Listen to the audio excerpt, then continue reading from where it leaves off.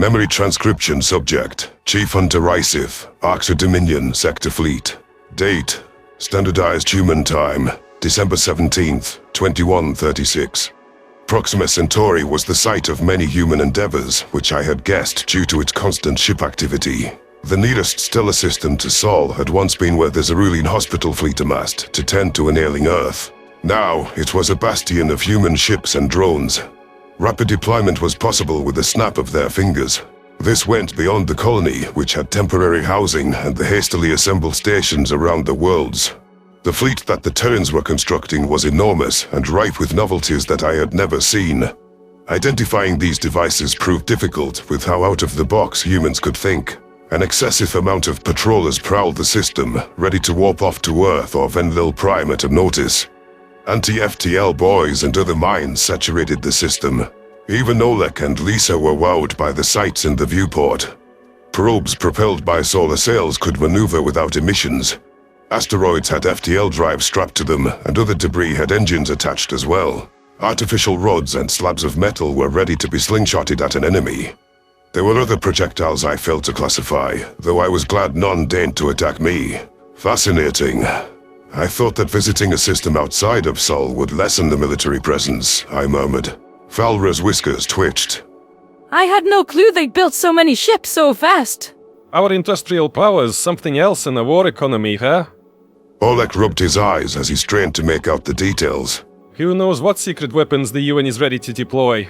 Maybe even those death rays they denied existed during the satellite wars. Lisa looked exasperated as ever. Oleg, the Grand Gulf meltdown and those fires were caused by hacking, not a death ray. And don't tell me that's what they want you to think. But it is. The Dosser giggled as she paced back and forth across my console buttons. I couldn't believe how quickly the prey animal had grown accustomed to me. She seemed determined to help me. Felra had drilled me on every aspect of betterment, from their policy goals to the powers of a chief hunter. It didn't seem that there was a suitable way out, but I was hoping the United Nations would have some advice. I stiffened as a blinking icon appeared on my data feed. There's a civilian transport approaching us on an intercept course, transmitting a looping message. Well, what's it say? Oleg prompted. Lisa crossed her arms.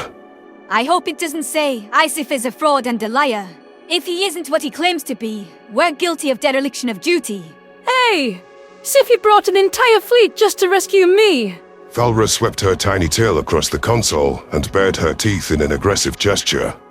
If that's not honest and caring, what is?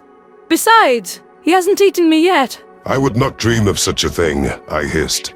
The message says that humanity is sending a diplomatic envoy aboard. My blood burned as I recalled the last boarding party to breach my ship. Waltzing into the heart of Terran territory again wasn't my first option, but I was in hot water. There was no one else to turn to except the lukewarm United Nations. Knowing General Jones, she'd been keeping tabs on me and expecting my visit.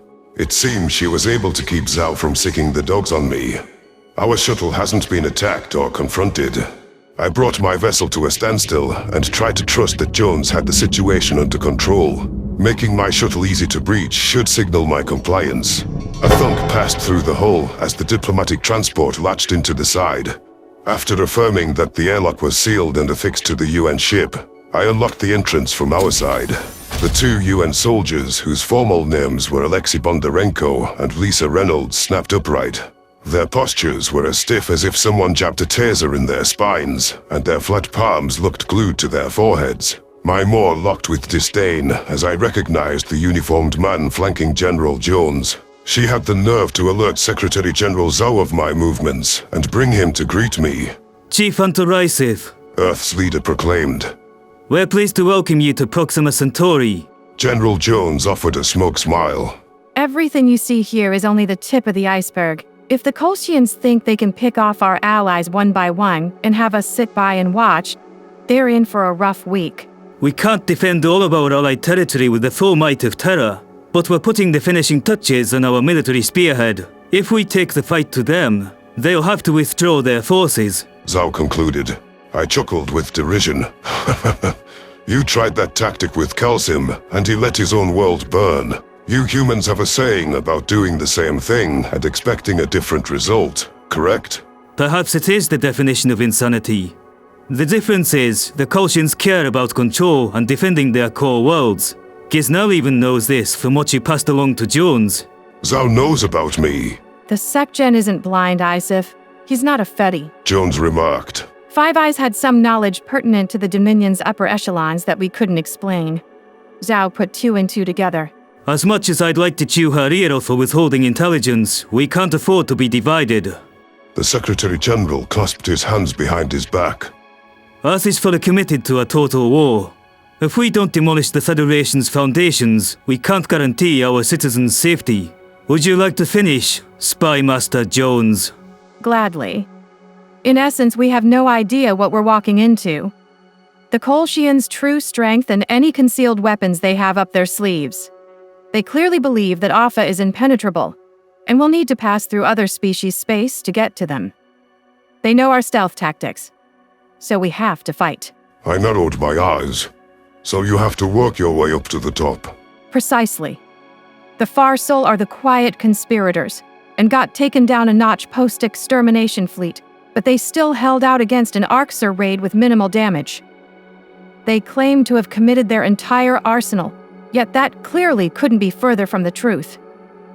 We can't discount their trickery either. That's what we're up against. The Secretary General said. We're calling this operation the Phoenix Fleet, built from the ashes of Earth. Might I give you a personal tour, Isif, as a peace offering between us? Your friends are welcome to join. The fact was, with my cover in shambles, I needed the United Nations direction just to survive the next week. My interest in interacting with Zhao was negligible, but I offered a grudging nod. Oleg and Lisa were given permission to stand at ease and relaxed their postures. Jones then sauntered up to the console, inputting a flight course that steered us around various sites. That glint in her eyes. She already knows the trouble I'm in. Betterment will want my head. Just to cement her disconcerting omniscience, Jones handed Oleg a pair of glasses. The male soldier looked taken aback, muttering something about matching his prescription. I was sure the fact that the UN was spying on me wouldn't embolden his conspiracies at all. Lisa was studying me, and I recalled her suggestion on the shuttle ride for me to detect. As easy as that escape may be, it wouldn't salvage my people's future. The two human soldiers annoyed me at first, but they were growing on me a tiny bit. They felt more authentic and representative of their kind than Jones or Zhao. With Jones especially, it felt like she was hoarding information as a weapon. The Arxer never plotted to the lengths that Terrans did. That's why, even with Felra's aid, I failed to recover my facade after saving Nalu. As we glided into the Proxima system, Zhao gestured to a rocky planet. It appeared to be a testing ground for bombs, with occasional missile launches from the planet's surface too. Felra squeaked in alarm, spotting the humans practicing orbital raids. I agreed with the tosser, at least in pinpointing Earth's motives. There were no uses for long-range antimatter besides pure destruction. We are practicing precision strikes from above with smaller warheads and with larger yield weapons too. The Secretary General pulled up some specs on his holopad, including a few cruise missiles that could be launched from airdropped platforms. Rest assured, my Dossa comrade, there is a dual purpose for these exercises. Felra's ears quivered. You're practicing raiding Federation planets.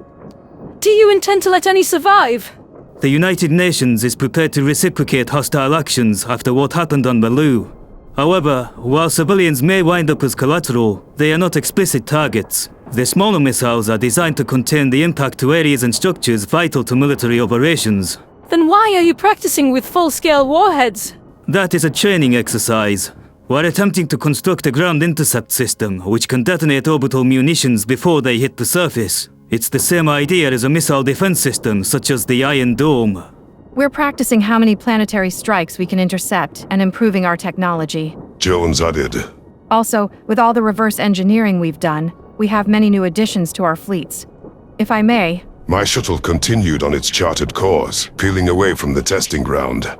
If Earth had been able to stop missiles before they impacted the ground, perhaps their losses would have been less severe. It was incredible how quickly the humans were improving. Their innovation was unsurpassed, and I could see the beginnings of a galactic superpower falling together. If the Terrans had a few months to get everything in order, this would all be a different story. They are a driven species to come from their first FTL ship to this in months. Falra's fear sense still lingered in the air, but her eyes glistened with curiosity. I could only imagine how she felt, touring a Predator's killing devices after learning that her friend was an AXA commander. To exacerbate our dilemma, she had watched me tear 4 Kolshians apart like it was nothing. I reminded myself to explain to the Dossa that humans couldn't have done this without allied manufacturing power.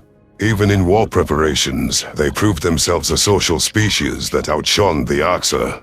"Are you okay?" I whispered. "This is a more up-close and personal view of human killing abilities than you likely intended." Falra chuckled, though the nerves seeped into her tone. I was curious about joining an exchange program, but this is more than I bargained for. I could do with a little more petting and less bombs. Lisa coughed. I heard that. Careful what you wish for.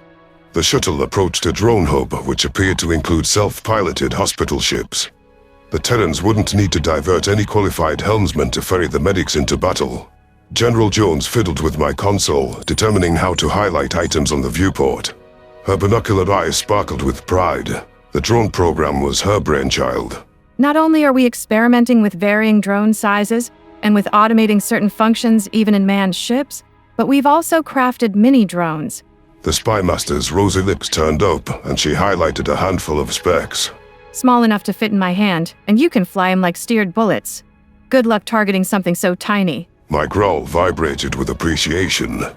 They could find chinks in armor and be rigged to explode, or be used as scouts alongside those solar sail probes you have. I'm glad to speak to someone who appreciates our craftsmanship. Tarva, bless her heart, gets this blank look in her eyes when I delve into military details, and General Cam just acts like a cheerleader. I'm not sure he knows what he's applauding. You've learned of our shield-breaking technology with how we kicked Chaza's hind end with it. Zhao flashed his teeth, insufferable in his haughtiness. You see the drones in a simulated engagement port side? They can take out enemy shields now, optimally without human input. Shield breakers. That's all well and good until they turn that tactic back at you, yes? Element of surprise. Gone. Keep watching. The ships they're firing at. Look what happens during a shield outage. My pupils surveyed the viewport, and I parted my maw with curiosity. Falra climbed up onto my shoulder, getting a better view of the action. The human armaments were duking it out with phony weaponry, and that included a simulation of shieldbreaker input. They had accounted for such devices being used against them, after all. Terran craft that lost shields deployed a platform in front of them, which assembled itself into a wall. These fortifications provided an extra layer of defense for human ships, and could absorb lethal munitions being used against them. It was easy enough for the UN to shoot through the gaps, while the enemy's return fire couldn't thread the barrier. I wasn't sure if it was the simplicity or the far-reaching effects of their ingenuity that impressed me. That is clever, Zhao. Whenever you are done showing off, I could use your help, I hissed through gritted teeth. The Secretary General glanced at me. The showing off has a point. We are aware of your troubles, but there's no walking back what happened at Malu. You should call for an open rebellion against the Dominion. Zhao is right. You have access to the rebel forums to share what you know, and you have the confidence of 2 sector fleets. Jones ascertained. Remind them of how well Earth fed them. We've shipped the non-sapient cattle, which we agreed to at Silas, to your headquarters. A start, if you're smart with it. That is madness! My roar reverberated throughout the ship, making every human but Jones flinch. We're not ready to fight betterment. Not without human help, which you won't give. Food won't fix that. It's the hierarchy of needs, Isif. Feeding your people will free their focus to fight intelligently. You have access to fleet-wide communications. Perhaps you could offer sanctuary to defectives as well. What about human help, Jones? You refuse to fight a 2-front war, and you say it has a point, but you haven't expanded upon the purpose of your boasting either. The Secretary General pursed his lips. I'll answer this one. What I'm showing you here is that we have a fighting chance against the Federation. We're going to slay a giant, or at least try to. We can't offer you anything today, Isif. But if we make it out in decent shape, humanity will aid you. That's not now. I'm supposed to campaign on hope and an empty promise. I don't make empty promises. Look at how far we've come. You must believe that we can end the Federation. You need to hold out, to keep yourself and your movement alive until we finish this fight. Will you give it a shot? Felra twitched her whiskers, a sign of encouragement. If my docile friend thought this crackpot plan was worth the effort, then perhaps I could try to stand up to the might of betterment. An influential Arxer like myself was the leader figure her rebellion needed. I'd proven my might in battle, and I knew how to command fleets. The question was whether I could convince enough soldiers to join me.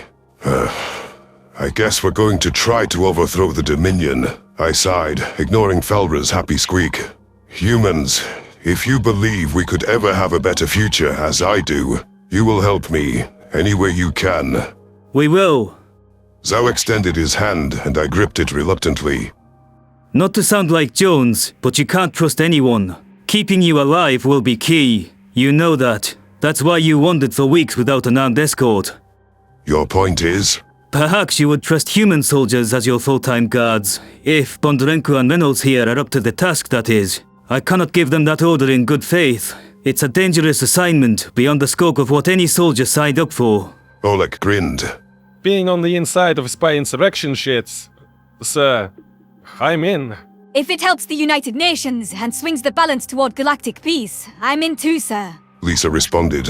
I narrowed my eyes. I could live with keeping them around. Thank you. And Felra, do you want to stay with the humans? It won't be safe, and there'll be lots of Arxer. War and death. You're not getting rid of me. I said we'd figure it out together. Someone's got to teach you how to express your emotions, and who better than a special girl like me? Zhao wandered to my console. You've got yourself a crew then.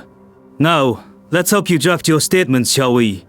Unofficially, of course. If someone had told me before the cradles fall that I would start a rebellion with generals of pack predators, I would have thought it was absurd. That was without mentioning the fact that I had one of the smallest herbivores perched on my shoulder. Our unlikely posse began penning the words of sedition, and I wondered whether any Arxer would come to my side at all. The state of affairs in the galaxy was heating up in a hurry. I hoped that Zhao's bluster bore tangible results. My species' fate hinged on the human success against the Colchians and the Far Soul. For all the primates had accomplished while staring down insurmountable odds, this was the stretch that would determine victors and losers. The military Earth had spawned in a matter of months needed to be enough to take down the Federation's kingpins, or all of us were doomed.